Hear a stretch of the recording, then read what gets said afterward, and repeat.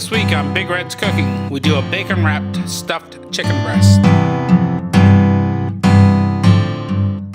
Hi, welcome back to Big Red's Cooking. As always, I'm Big Red. So this week's video is a little bit more of a challenge. It's not a lot of hard work. There's a few extra steps in there from some of the other things I've done lately. But I think you're up for the challenge. So what we're going to do this week is we're going to do a bacon wrapped stuffed chicken breast. And I'm going to serve that with a mushroom and shallot gravy, some baby potatoes, and just a few glazed carrots. So, again, there's a few extra steps here, but it's nothing too complicated. And this is a technique, there's some techniques in here that you can then use in other dishes down the road. But you know what? I know you don't want to listen to me talking right now. You came here to watch me cook. So let's go ahead and jump on over to our workbench and we'll just get right at it right away. Alright, so we're going to actually get started with our bread dressing first. Now I'm just going to make a really simple sort of Newfoundland style bread dressing. Nothing fancy about this. Begin by dicing up a little bit of white onion. And again, loyal followers know I'm not too particular about my ingredients, so use whatever kind of onion. There's times when I do this and I make it with shallots or red onions instead. Today I'm just going to use some plain old white onion. And again, the amount of onion you use really comes down to your own personal taste. If you're like me and you like a lot of onion, use a lot of onion. If you don't like a lot of onion, don't use a lot of onion. It's not going to really make that big of a difference in the long run. Now if we were doing with baking or something like that, yeah, we'd have to be really, really precise about our stuff. And if we're wanting a restaurant where we're concerned about food costs, things like that, then we'd really have to be careful about how much we're using. But we're cooking for home. We want this to be nice and fun. I don't want to be causing you guys any extra stress. Go ahead and throw a bit of butter in there.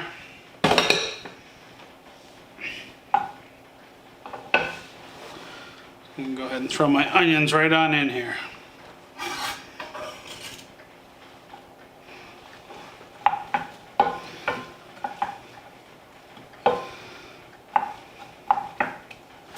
Now while those are simmering away there, or sauteing away I should say, we'll go ahead and prepare our chicken breast.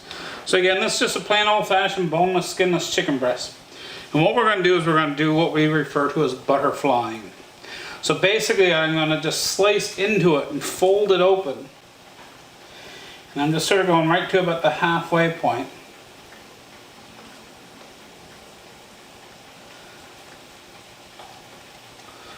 So now we have what's almost like a butterfly type shape. So I'm going to get rid, I won't need this anymore. I'm going to get rid of that because it's covered in raw chicken. And give our onions a little stir here. Oh, I love that smell of onions cooking in butter.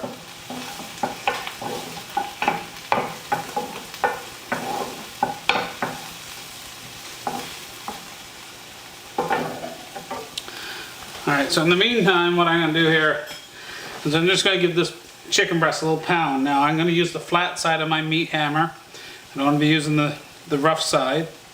And I just want to try and get this a little thinned out and try and square it out of it.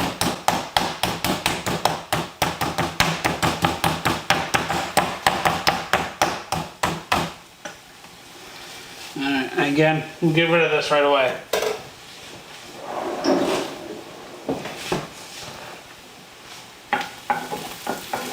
So our onions are starting to look nice and translucent here now. So I'm going to go ahead and add my savory right on into with my onions. Again, loyal viewers will know that anytime we're working with dried herbs, what we want to do is we want to mix them right in with our oil or our fat. That's going to pull more flavor out for us.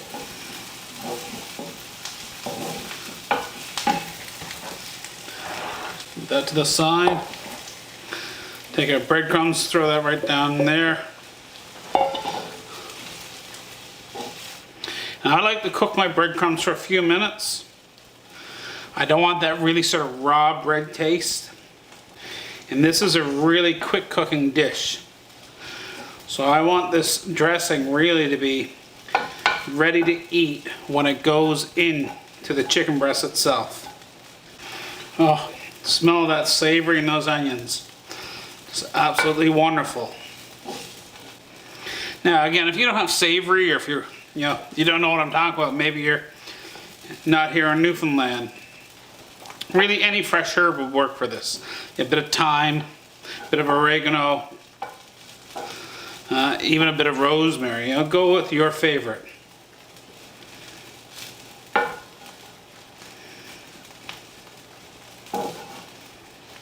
But for us here in Newfoundland, it's got to be that Mount Scio Savoury. The last thing I got here, this is some of my homemade chicken stock. I did this in my pressure canner. And I want to just add a small little bit of liquid down in this.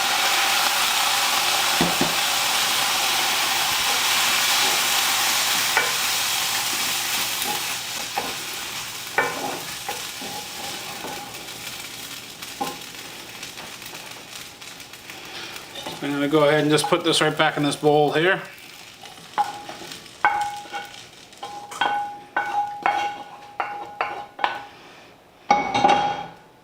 So of course we're going to need a little salt and pepper.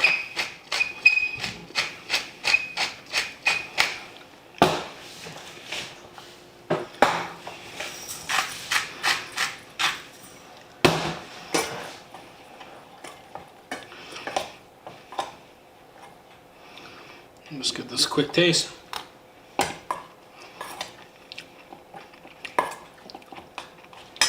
Oh, that's nice and tasty. So now I'm just going to, a little salt and pepper on the inside of my chicken breast. And then we're going to go ahead and put our dressing right down to the center of this.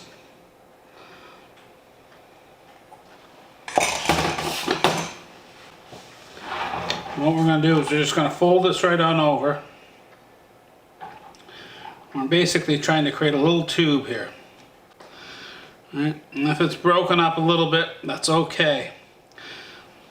Once this all cooks together, it'll actually all stick together. And we don't even need to worry about how pretty this looks because the chicken is not even the outside. So now that we have that part done,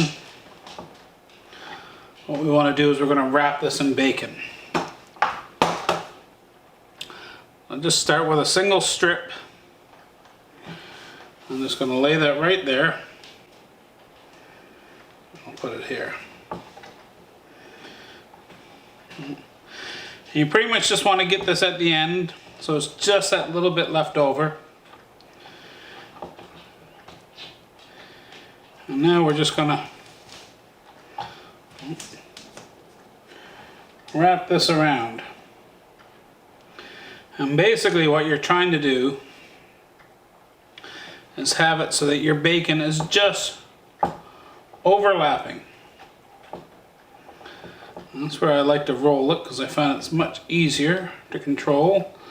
Make sure that my stuffing is not coming out of my chicken. Of course, Tala and Cyan, they smell that bacon. They got to come over and investigate.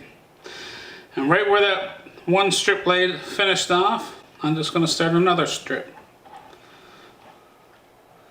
And again, we'll just keep on rolling.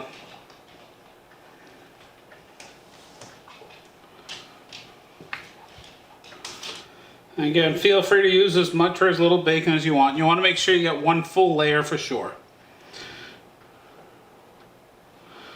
I noticed I had a little bit of a gap there, so I'm going to go ahead with a second wrap. Because really, can you have too much bacon? what I'm going to do now is I'm going to take this, and I already pulled a piece of foil out. We're going to drop this right down into the center of our foil. Alright, so we got that right there on the center of our foil. So I'm just going to take that foil and fold it right over the top. And just roll it up. At this point, what we want to do is we want to take this, we want to twist it, just like you're twisting up a candy.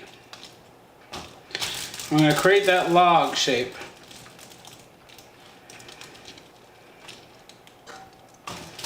And at this point, we can now take this and we can shape it. And really what we want to try and do is get that one nice equal log, so it's pretty much the same thickness right down through the whole works. Now we don't have to worry about whether how bacon gets browned or anything like that. In the end, our goal here is going to be just to get this to cook fully through. So get that taken, like I say. I'm actually just going to use the exact same pan I made my dressing in. I'm going to drop that into the pan and I'm going to pop this right on into the oven. I've got my oven set to 350 degrees and we're going to put this in for about 20 minutes, at which point we'll check our temperature.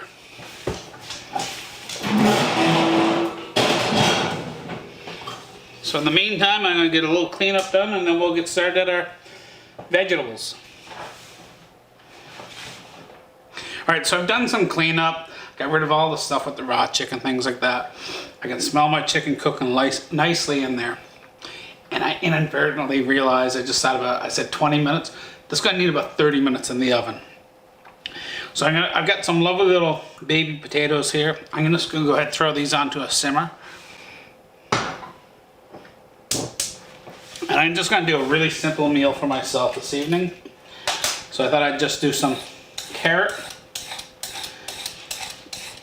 And again, it's going to give us some nice color on our plate. So one of my favorite cuts is a cut called the oblique cut. And it's really simple, looks really nice on a plate. And basically all we're going to do is just create some triangles by just going back and forth.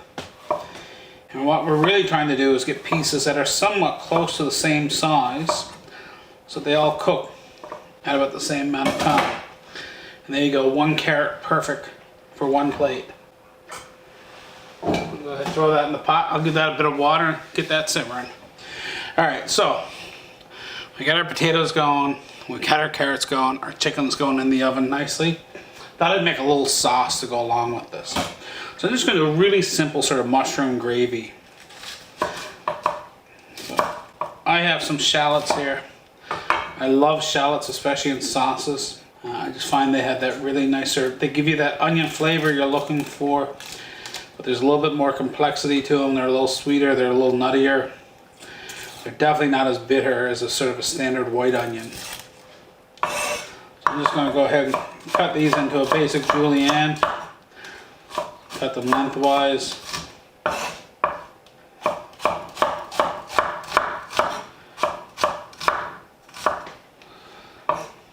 And I'll saute these in a little bit of butter.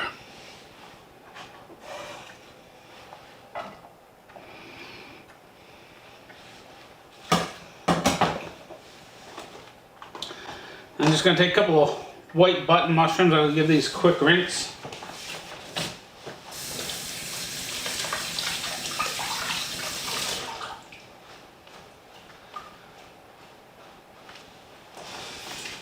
And again, I'm not going to do anything fancy with these. I'm just going to give these a quick slice.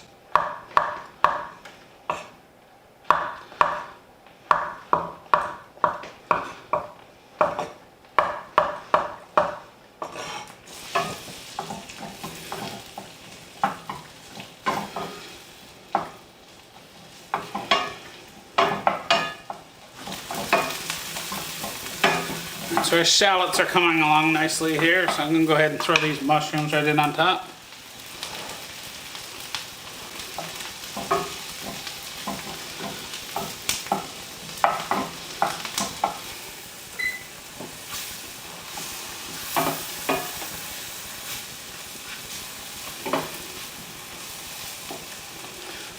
Our mushrooms are all nice and sauteed as well as our shallots. So what I'm going to do is I'm going to add about a teaspoon of flour right over top of this. And basically what I'm going to do here, I'm going to add just a little splash of butter more. And this is going to cook into a roux for us. So I can pour a bit of stock right over top of it. And that flour will then thicken our stock for us and give us that sauce, that gravy that we're looking for. And this is one way of making sure you don't get any lumps into your gravy. Again, the same stock that I was using earlier, I'm just going to go ahead and pour some of that right on down in.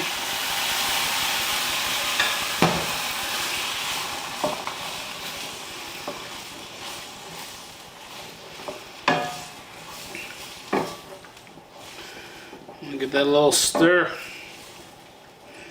We'll just let this simmer for a few minutes. I'll bring that up to that simmer and let it cook for a few minutes so it gets us to the consistency, the thickness that we're looking for. That's looking like a nice gravy there now. Let's give it a little taste. All that needs a little bit of pepper. I'm going to go ahead and turn that off and just put it on my back burner here. So I just got that on that back burner on a really low temperature just to keep that warm for me while we wait for everything else to cook. Alright, so I got my handy thermometer here. My chicken has been in that oven for a little while. For about 25 minutes at this point now. Again, so I don't want to overcook. I'd rather have to put it back in. So I'm going to go ahead and do a quick internal temperature check here now.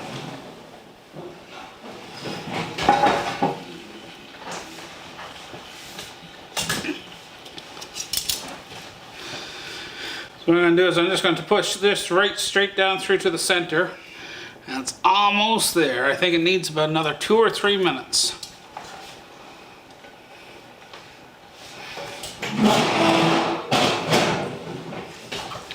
Better safe than sorry when it comes to chicken. Alright, so let's go ahead and check this again here now.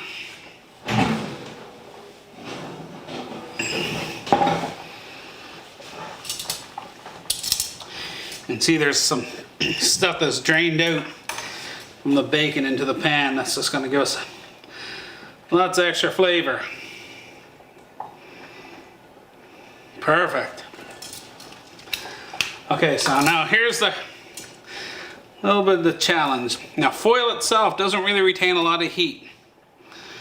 Right, so you can twist the ends of that without having to worry about burning your fingers too much. Well, what we've got to do is we've got to get the foil off this chicken so we can finish it off. And go ahead and turn that pan on. I'm even going to use the exact same pan I put this into the oven with. Because what we're going to see here now when we get this foil all off is that the bacon is going to look like it's been steamed.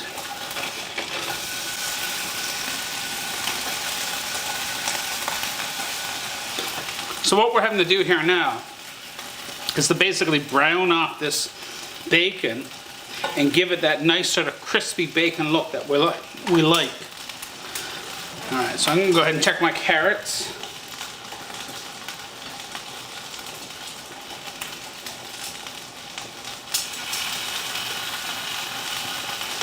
Yeah, our potatoes and carrots are coming along quite nicely.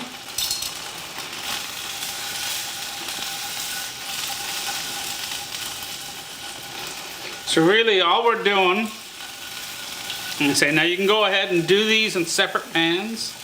I'm lazy. I don't like using more pans than I need to. So I'm using the same pan. But basically we're just going to take this and we're going to brown this on all sides. This is all fully cooked already. So we're not trying to cook it at this point. We're just trying to make it look pretty. We got our sauce here.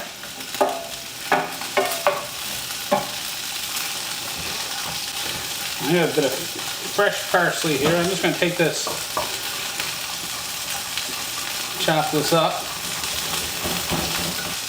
I'm going to use that on my potatoes in a few moments.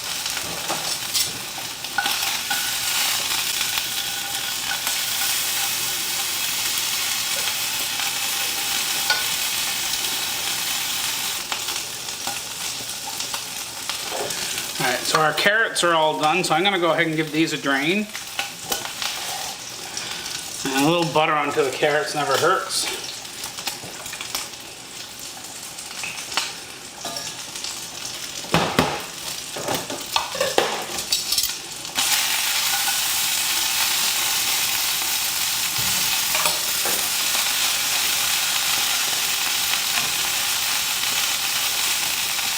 And our potatoes are all cooked, so I'm going to go ahead and drain those off. Again, what I'm going to do is I'm going to go ahead and throw a little butter in these.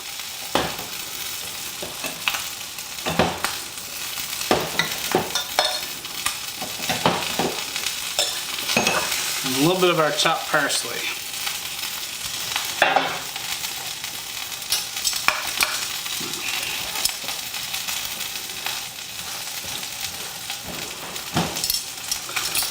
Take our chicken breast, which is all nice. The bacon is all browned up really nicely here now. Feel it's nice and juicy.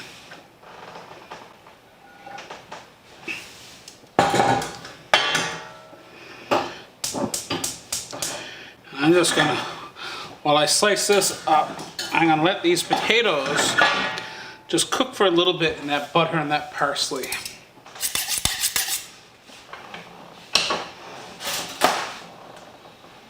Alright, so what we're going to do here now is we're going to take this and we're going to do what we refer to as slicing on the bias. So we're going to take this and just cut this at an angle.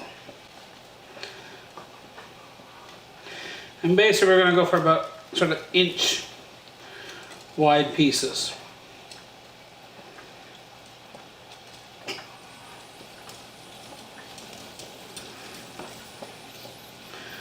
this is going to help us make this look really nice on that plate.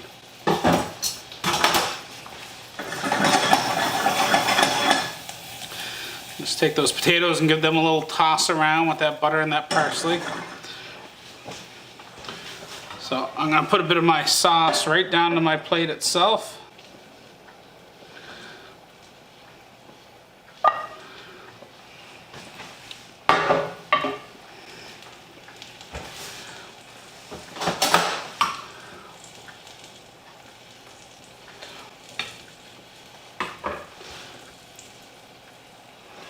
And see, by taking it and cutting it on the bias like we did, that's going to allow us to sort of take it and stretch it out.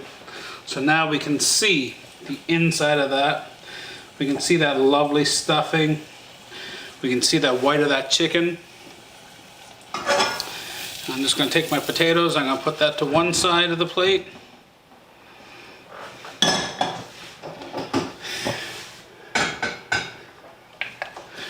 And our carrots right down on our other side there. Oh, you smell this. That little white. It's gonna be a good supper. So you know what, let's just jump on over to our workbench over here, or over to our main counter, because I don't want to wait any longer to eat this. Oh, it looks good. Doesn't that just look fantastic? It smells so fantastic. Okay, give it a bite.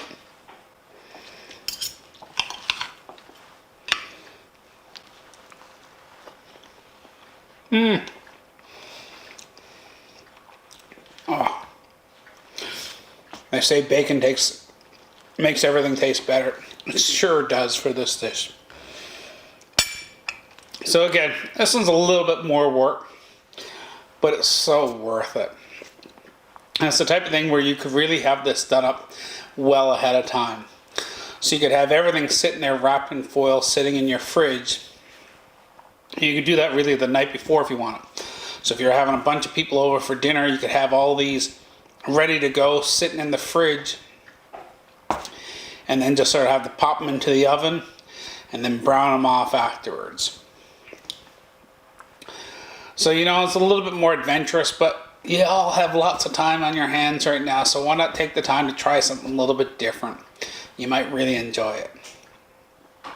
So as always, if you've learned something from this video, if you've enjoyed this video, I'm going to ask you to please go ahead and share this, get around on your different social media feeds. If you haven't done so already, please hit that like and hit that subscribe button. I'm trying to build that, you know, you've heard me say it before, trying to build a subscription base.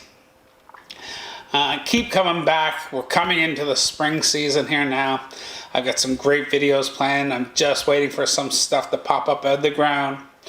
I'm going to show you guys how to do a spruce tip pickle. I'm going to show you how to do a dandelion jelly. So, and if there's anything you'd love to see me do, please go ahead and message me. If there's a recipe you'd love me to try out and give you my feedback on it, go ahead and send that along. You know, but keep coming back, keep making some great food, and I hope to see you again here soon. Bye for now.